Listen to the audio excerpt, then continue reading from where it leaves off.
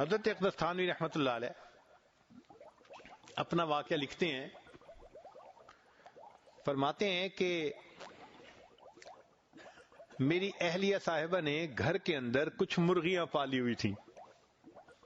پہلے وقتوں میں ہر وقت تو اویلیبل نہیں ہوتی تھیں، تو گھروں میں لوگ مرغیاں پال لیتے تھے. وہ پلتی تھیں، انڈے بھی دیتی تھیں، ضرورت کے وقت مہمان کے آنے پر وہ سالن کے کام آتی تھیں.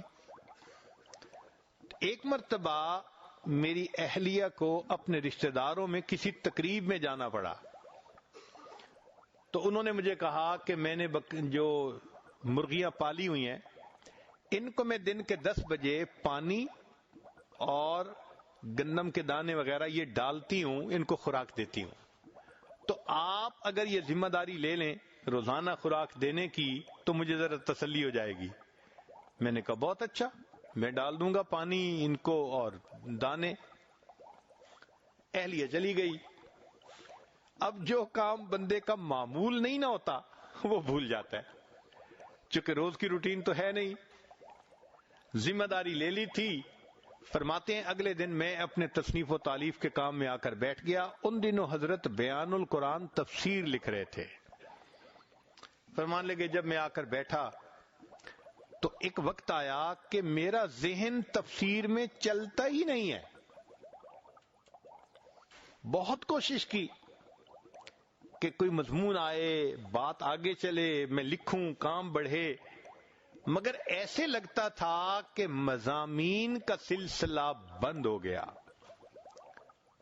تو مجھے اپنا احساس ہوا کہ شاید میرے کسی گناہ کی وجہ سے اللہ نے علوم و معارف کا سلسلہ روک دیا.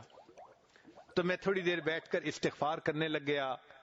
اب یہ استغفار کی برکت تھی کہ اچانک خیال آ گیا، میری بیوی نے مجھے کہا تھا کہ مرغیوں کو دانے ڈالنے ہیں، پانی دینا ہے.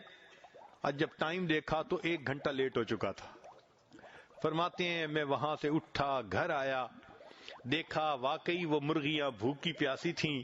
میں نے پانی دیا، میں نے ان کو دانے ڈالے، تو مرغیوں نے اتنا غذا کھا لی. واپس لوٹ کر جب میں آیا اور تفسیر لکھنے بیٹھا، اللہ نے معارف کا سلسلہ دوبارہ شروع فرما دیا. اگر مرغیوں کی تکلیف پہنچنے پر قرآن کے علوم سے بندہ محروم ہوتا ہے، اللہ اکبر کبیرہ. ہم انسانوں کے دل دکھا کے کیا علم پائیں گے، کیا دین کا کام کر سکیں گے؟